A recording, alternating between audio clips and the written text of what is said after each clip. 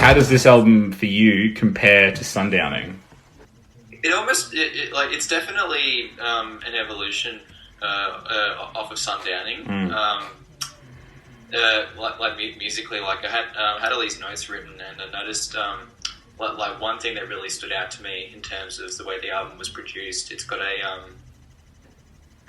like the atmosphere is a lot thicker, and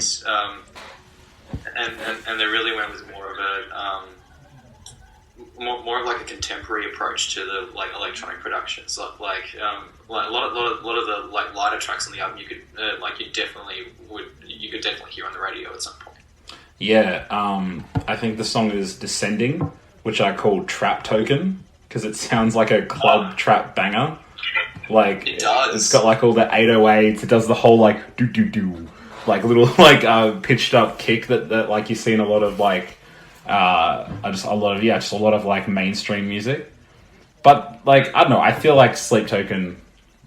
I definitely agree though. It's like in terms of the production of it and the thickness of the atmosphere. But I think that like Sleep Token kind of get away with it because they've never been strictly a heavy band.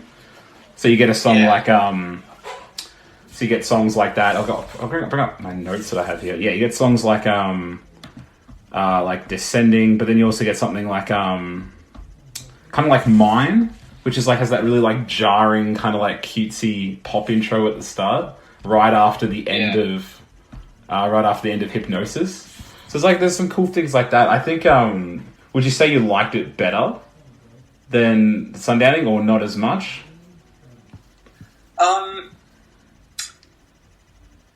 Well, yeah, I enjoy them both, but honestly, like comparing the two, I feel like Sundowning as a whole resonated with me emotionally, whereas like on an emotional level with This Place Will Become Your Tomb, it was really it was mainly Descending that really got that. Pardon me, distraction that really pulled it out of me because I was listening to it when you sent me the thing, and as the atmosphere was like building and building, and then the drums kicked in, I started crying. That Distraction is one of my favorite songs on there, and it has such a great ending as well. And you're right, like that's what I wrote down too when I took some notes on it. It's just like it comes in with the strings as well. It's not like a very like a big finish in terms of the guitars, but more just like the drums and the vocals. And it's a great song, and I feel like I really like This Place Will Be Your Tomb, but I don't think it's as good as Sundowning. But like that's not like how do I put this? Like that's not really like a bad thing. Like to be like if you're not quite as good as Sundowning, that's almost still a compliment considering how strong that record is. Yes, I think it's definitely a very different album, and I feel like a lot of people go into it hoping for songs like Alkaline or Gods or Dark Signs or the first track from Sundowning. Like I feel like there's going to be like an expectation, like I want this kind of thing. Whereas there are going to be some songs here that are going to be very different. Like we've never quite had an acoustic song like Missing Limbs. You know, there've been acoustic moments, but like on Take Aim. Yeah. But like to the degree of Missing Limbs, like that's a further push in that direction. Or you've got something like Fall For Me, which is like a soul a cappella song, you know. So I guess what were some of your favorite tracks? You mentioned Descending, or Distraction. Sorry, what were some of your favorite tracks? Distraction.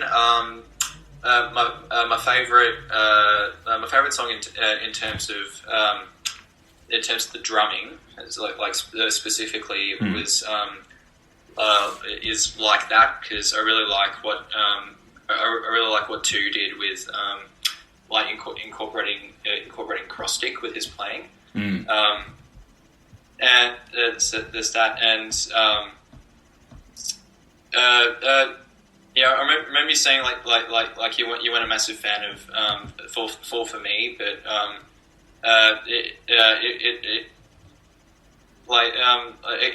Fall for Me got a bit of an emotional response out of me as well, and like I was telling you the other day, it's I have a feeling like Vessel was inspired by Imogen Heap, because it sounds like his own take on hide and seek. Yeah, that's right. You were saying that. Yeah. You know the song I'm talking about, yeah? Yeah. I know I've heard it. I don't remember it all the way, but I know I've heard it. It's the What You Say song. The TikTok song. Yes. But no, the Saturday Night Live Dear Sister song. The drumming for me, just one thing I will say is the drumming for me, I loved the Two's like cymbal placement and the accented ghost little snare patterns that he does, especially on Hypnosis, the second track. Yes. Like just it's got the whole like this like the same like it's the most like typical prog metal kind of like placement of how he does his rudiments and how he does his like placement of his cymbals. But it's like, because it's just got this like really lively, jazzy, and really dry sounding drum kit. It just complements all of the synths and all of the Vessel's vocals. So when it all gets put together, you're just you've heard these kinds of rolls and these kind of patterns before, but it just gels so great because it's funny for such a band that is very like produced. Like the drumming is just like a few mics and just like it's almost like you're hearing like the dry in the room sound of it, you know, which I think is a testament to his playing. Absolutely.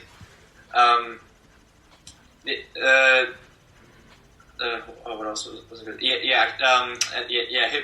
Hypnosis is my it's my second favorite for sure, because especially like that ending, it's just a really strong ending for that, and I know a few people who will be keen to hear it when it comes out, because I'm not sure if you're aware, but I'm going to get sidetracked a bit. But with my band, we've been channeling like Buster Oderholm's stuff, so we're going in more of like a Thal area, and as soon as that breakdown hit with Hypnosis, and I heard like the Thal vibes of it, I was like, I know a few people who are going to love this. Yeah, it's got that like it has just that super jumpy rhythm to it, and it's got that like really like hectic, like just super distorted guitar and bass in it as well.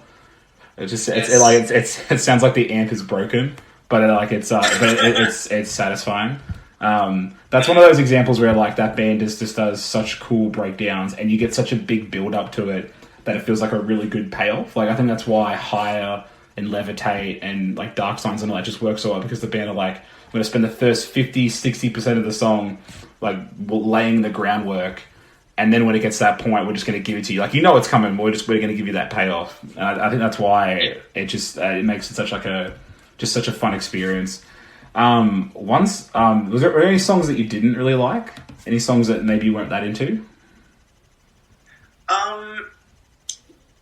I'll just quickly go through the track listing. Here we go. I remember. I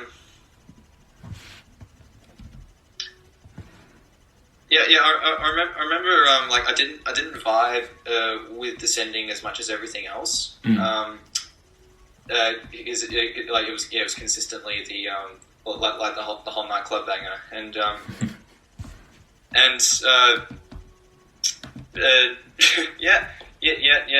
just going through it, I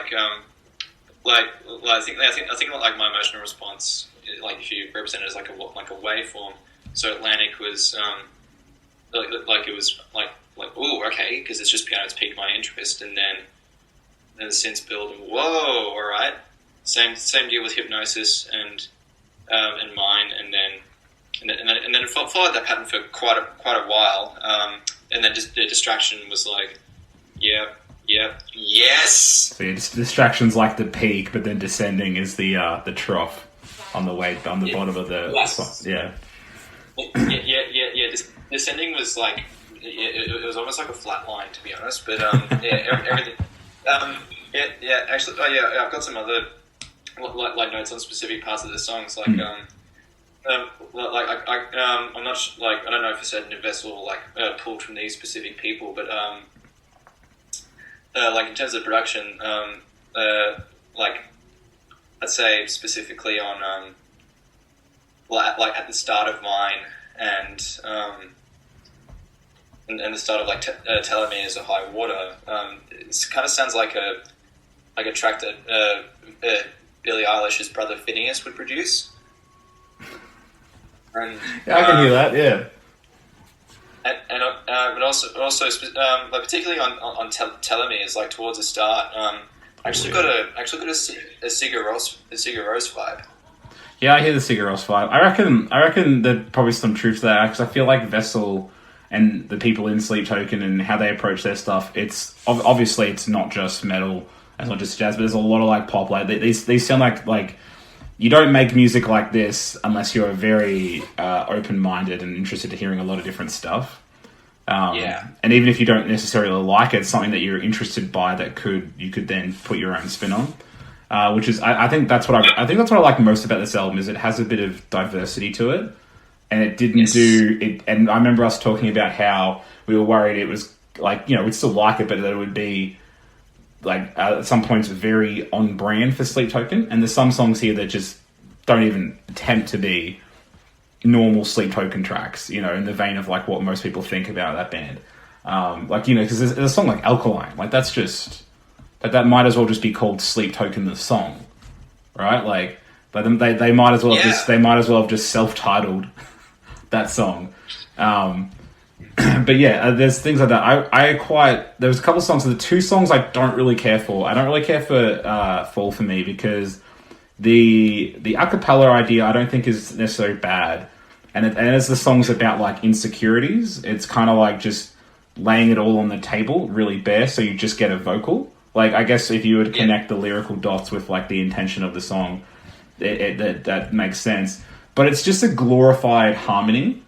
So I'm just kind of like, that would be cool if you had an actual arrangement around that. It's like I wrote down that like in my notes. I'm like, it's kind of like it's like the usual Sleep Token, but with all of the good shit just like pulled right out. Like, and I made a fucking nautical reference. I said it's left barren like a strip mined ocean floor. I was like, and the lyrics are some of the lyrical content on the album. I know it's a very like romantic heavy album and there's a lot of honesty in it. And there's a lot of like, I wouldn't say like unrequited love, but there's a lot of like bittersweet characteristics to what he's talking about here. But like stuff like, Won't You Fall For Me from Reality, I'm like, yeah. Like there's a couple of things where I'm like, this is a bit sappy for me. I'm just like, I don't know, bro. So there's that song. But like lyrically, like it sort of felt like a continuation of what was going on with Sundowning because Sundowning is pretty much all Sundowning is about like Vessel's ex-girlfriend. Yeah. Yeah, you were saying? And I feel like there are some tracks on here that's like it's like moving forward and there's like falling for someone new, but at the same time like I guess my other problem with Descending is like the lyrical delivery it feels a bit snarky because like the main hook of the chorus is like you come crawling back to me. There's always been there's always been like a bit of like a sinister trope to the Sleep Token lyrics, like even so far back as 2, where the third song on that EP has that you taste like new flesh, like this like cannibalistic imagery, and I feel like there's always been something there, but I feel like there's like a couple things that like are a bit, I don't know. I'll find the song. There was this it's Like That, where he does the you're like that, like that, like that.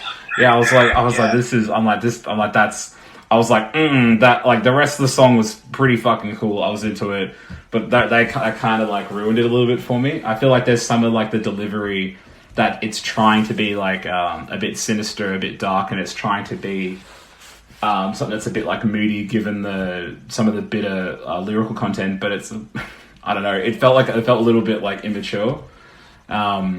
And I guess the best way to put it is like Sundowning is like the split, you know, it's like the split and the aftermath of that. And This Place Will Be Your Tomb is like the reflection and the moving on from it. But if there's one thing I will say, like the other track I didn't really like was Missing Limbs.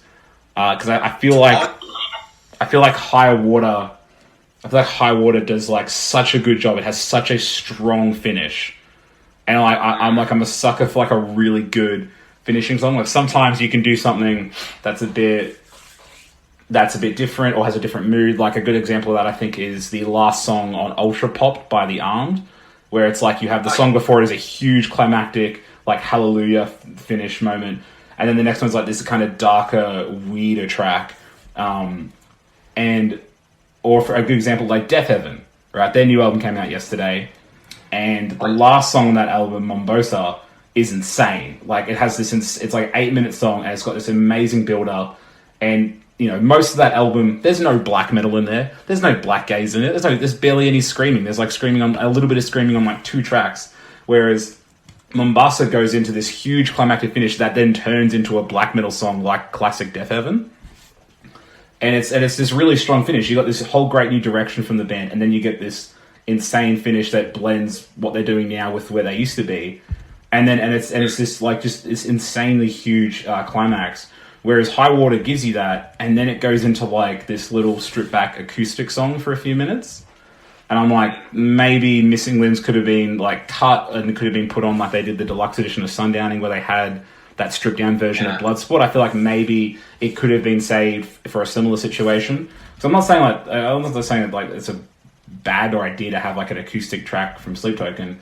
Like maybe it could have been elsewhere on the record. I don't really know where it would have slotted in. So I feel like this High Water is such a strong finish that Missing Limbs is a little bit unnecessary as well. So yeah, so I don't know, there was that to it. But I feel like overall, like if Sundowning's like a 9, this is like, you know, this is like a decent 8. You know what I mean? Like this is like a decent 8 out of 10. Yeah. Or like or maybe 7.5 or whatever. Like it's still a solid record. The other thing would be is where like I like the little like high school like chemistry lesson. Like you get like alkaline, and then you get like telomerase, which is, I was like, what the fuck is that? I looked it up, and it's the DNA sequences that are at the end of chromosomes. Yeah. And I was like, okay, Dr. Vessel. All right then, like you're gonna be like scientist token. All right then, scientist token. Did What did you say? That's the other thing I wanted to mention. So apparently, Distraction is the second oldest Sleep Token song ever written. Really? Cool. Yeah. So the first song that Vessel ever wrote was Thread the Needle, and then Distraction, but they couldn't fit it onto 1 or 2, and then they finally found a use for it. It wouldn't have worked on 1 or 2, you know. Like I feel like this is the only, or up until this point, this is the only release where that song would have worked. I mean, Thread the Needle is such a cool song. I remember hearing that back in like 2017ish when I heard 2. I was like, oh, I'll listen to this other EP. I'm like, this is a fucking cool song. And then I look back, I'm like, this is their first song. I'm like, oh, that was a strong debut song. Did you notice all the Deftones influence on Telomeres? Like some of the guitar tones and the vocals and like the synths. I was like, my God, if you were someone who hated Deftones, but you liked all of these other bands from like Sleep Token to Loathe and all these other artists, like you would not be able to get away from their influence. I just thought about it. I was like, man, if you did not like Deftones, you'd have a shit run. Like, for sure. I can definitely hear the Deftones, especially on that track for sure. Another influence kind of thing is definitely Tesseract as well. There's a lot of that stuff yes. like there's definitely a lot of like Tesseract that goes into it. They're one of those bands that I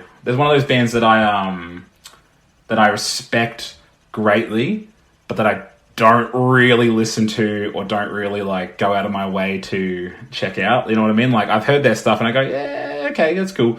And then I hear, ever since certain albums of theirs, I'm like, yeah, okay. A lot of people, like, they're like your favorite band's favorite band sort of thing. Oh yeah, true. Yeah.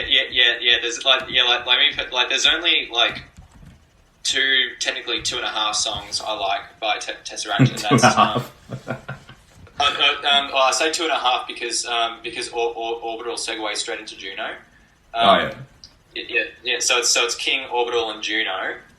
However, my biggest problem with Juno is that feel change after the first chorus, because the song starts like down, down, down. But then for the rest of the song, it's like down, down. And it's like Dad and I were listening to it in the car a couple of months ago, and at the start of Juno, when it kicked in, Dad was like, "Oh yeah, this is awesome." But then when the when they came in, we were like, we were both like, "What the hell? What? No!" That's like, isn't that like the most like generic progressive metal thing? That like it's just like the most. You just hear it so often. Like it's like the O's and ones chugging of like a metalcore band. Like, yes. I what was I say? Some other. I think that's what I was going to say about this. Yeah, Atlantic as a first opening song, I think is such a good mood setter. Yes. And some of the inflections he has on the vocals made it a bit hard to understand what he was singing. About when he actually mentions the Atlantic, and so I'm getting Pricey to send over the lyrics. I'll send because most bands do like a lyric PDF, so if anyone asks for it, they can send him over. So when I get that, I'll send it over to you as well. But I just like that first song where it's just like so piano heavy and it's so striking in like the imagery. It's like really setting up this place. Like it reminds me. Listening to this album is kind of like, if you were to like just focus on this album on headphones in one sitting, it's kind of like in Get Out when she goes sink and he falls into that sunken place. It reminds me a lot like that. And I have to wonder if like a part of me was like, this place will be a tomb. The artwork is like falling in. And there's like the second track is called Hypnosis, and the guy gets like old mate gets hypnotized in Get Out at like multiple points, and I like a part of it.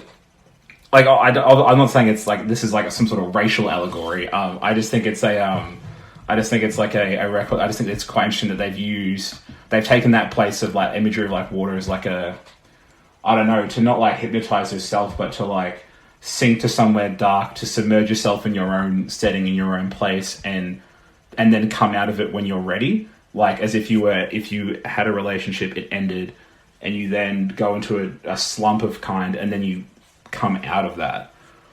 And I think that's why the song is called Missing Limbs, like phantom pain. Like you had someone, now they're gone, but you still feel that presence. You know, so stuff like that. I'm gonna slam this review full of like nautical references as well. Like just like stuff like High Water. I'm like, come on, man. Like we get it. You like the ocean.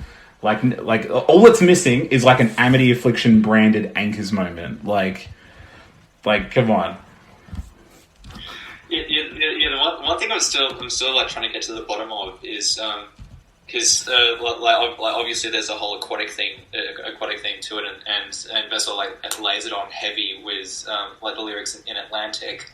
And remember how I was telling you in our last session, the coordinates on the windbreaker for the current merge run leads to an underwater volcano off the coast of America. I'm just trying to think like how does that tie into into like the overall narrative of the album? I reckon if you were to purchase some sort of James Cameron-esque submarine and go down to that volcano, you'll find a rare limited pressing of this album on vinyl. Like to do with mirrors, and they put coordinates on the artwork for mirrors, and someone just went out to the desert and dug up a guitar in the album. That's such a cool idea used by such a shit band. Like, it'd be like Parkway Drive releasing a merch run that had like coordinates on it, and when you go there, you like dig up the fucking Parkway street sign that like people stole for years. Like, oh, that's so dumb, but like so funny. I reckon there's a lot of songs on here that are like are pretty much up there with like Jaws or Dark Signs, or like I reckon there's just like a whole batch of like really strong songs here. I feel like there's one thing I really liked about what song was it? Hypnosis. When they go into the breakdown part, Vessel uses his lower register. It's like a lower scream than what he does, but it's only like the hint of it. And like I have to wonder if like he's recorded stuff, other songs they have that do have that, or whether this is him just sort of like testing the waters, Oh god, that's a really bad pun. I didn't even mean to do that. I didn't even mean to say that. I just because I just say testing the waters is like a thing. Like, god damn it, Sleep Token. I genuinely do not mean that.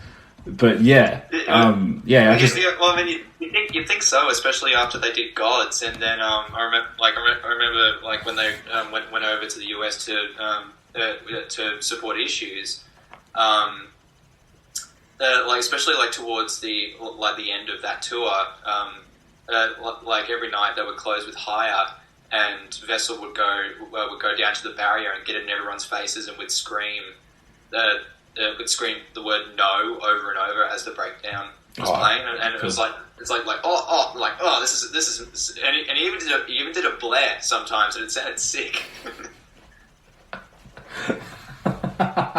Yeah, these guys it's like the guitarist and the bassist. Like I saw the Metal Sucks article about Alkaline, and the writer, I think it was Vince, was just like, I saw this band live once a couple years ago in 2019, and I was like, look at the hoods and the masks and the atmosphere and the smoke. This is really cool. And he's like, and then they started playing, and they were like deathcore hyper bunnies with like AA batteries in them, just like flicking their shit around. And I just remember that, and I'm like, I don't think you expect that when because you see bands like Mayhem or Ghost, and they'll have they're very stoic and they stand still and they just chug and play away. But then Sleep Token, the bassist is like, no, I'm going to dance for a bit. I don't have to play this part. I'm gonna boogie down. Three just goes the fuck off. He's incredible, and 4. Who's the 4 during the Sundowning cycle, he's no longer playing live for them anymore. I noticed he was actually because there was this unspoken rule with Sleep Token where the band don't say a word between songs. With the exception of 4 during that cycle, I think the only time anyone from the band spoke to the crowd is, I think it was 2017 or 2018. They were playing a church show in London, and literally the only word Vessel said in between songs was shush.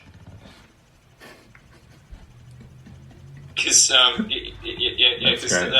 played Bloodsport, and at the end of Bloodsport, he just broke down crying, he collapsed to the floor, and then as the song ended, he stood up and just went shh, and then everyone just went dead silent, and then they finished with The Way That You Were.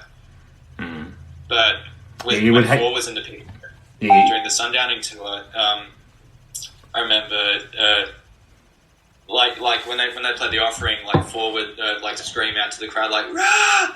And when they played Nazareth, there's a video of him when they were in Scotland, and he just shouts out to the crowd, "Let's go!" Let's fucking go. Yeah. They I like that idea. I like the thing of not talking to the crowd and just sort of you don't need I think there's a lot of I think there's too much talking from some bands sometimes. Yes. It's you kind of say you don't need to say thank you or thanks for coming. I think you can put that into the performance and people feel thanked for coming out anyway. I don't know. Oh, one thing I'll say, in Mine, there's the whole like really pitched up, really poppy chipmunk vocals. Were you into those? Like the really heavily pitched up ones? It's near the end of the song. I think I remember what you were talking about. I think I found a... Yeah.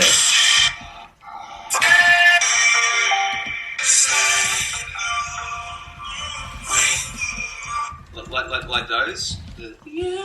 Yeah, like when he's going higher, but there's parts in it where it's like it's not a natural high. It's been pitched a little bit. It sounds a bit like Alvin and the Chipmunks. So like where he's riffing, but it's been... Yeah. But it's...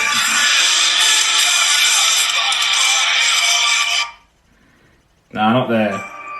Oh, no. Yeah, some of the...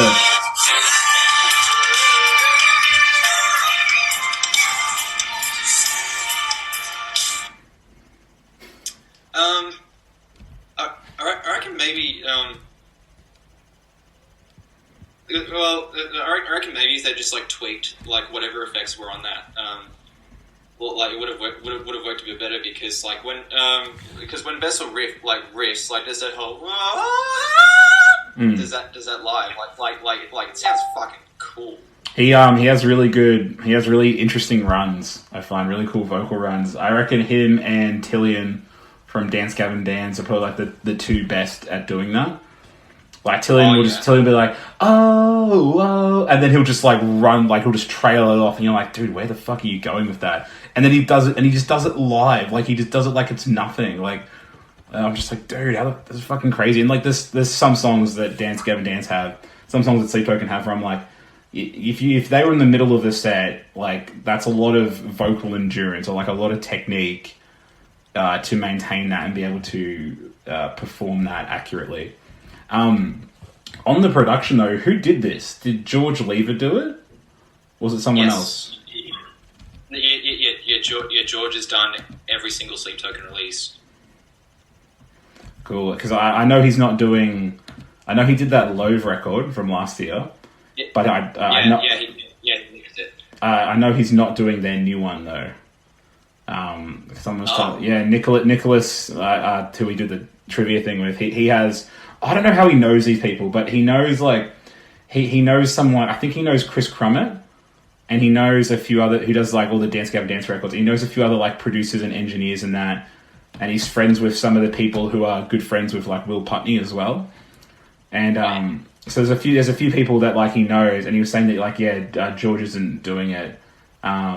He did the Loathe record. He's doing the new Sleep Token, which is this album, but he said that he's not doing the Loathe record. I think he's doing I think he did the new Pride Lands album. Yes, he did. So, is there anything you wanted to add about the album, or anything you wanted to say about it? Like, I guess, how could you say? Like, would you say that what do you expect the fan response to be? Because I feel like, sort of like with Spirit Box, I feel like the fan response will be overwhelmingly positive, and even if there are some songs that people don't like, it'll come with the caveat of, I'm not really into this one, but the album's still pretty solid. You know, I feel like that's the worst you're going to see, really. Yeah. Like, I absolutely reckon that this record will help them like broaden their fan base 100%, because like they're trying to move away from like being like viewed specifically as a heavy band. Like, good. Like you know that that I think it's Tech Fest. It's a heavy festival in the UK. Yeah. Sleep Token were second on the bill under Dirty Loops. They also play. I think they played Arctangent as well, which is like that's where like Conjurer, like Rollo Tomasi, Svelbard, a bunch of those Holy Raw, or rather Church Road records, I should say. Now Holy Raw is fucking dead because of that Alex cunt, because of what he did. Yeah. But yeah, there's like Arctangent, like even DVSR, that like tech rap metal band from Sydney, they played over there as well. Oh wow! Yeah, they did like it was like one show. They were like, yeah, do you want to come out and play a show? And they were like, yeah, sure. So they went out and played this show, just one show in the UK, and then just came back. I think that band's weird how they operate, but good for them. But yeah, it's like there's a couple of these like festivals that aren't the size of Reading and Leeds or Download or whatever, but they definitely cater to like a more extreme or technical or progressive metal side. So yeah, if Sleepwalking don't want to be associated with that, and I think that's for the better. They don't get associated as just like a metal band, and I feel like that's such a conscious decision on this record because they do both so well. But thanks for doing this with me, Ollie. I appreciate that, man. No worries, man. It's been a lot of fun, and I'm really thankful for the opportunity.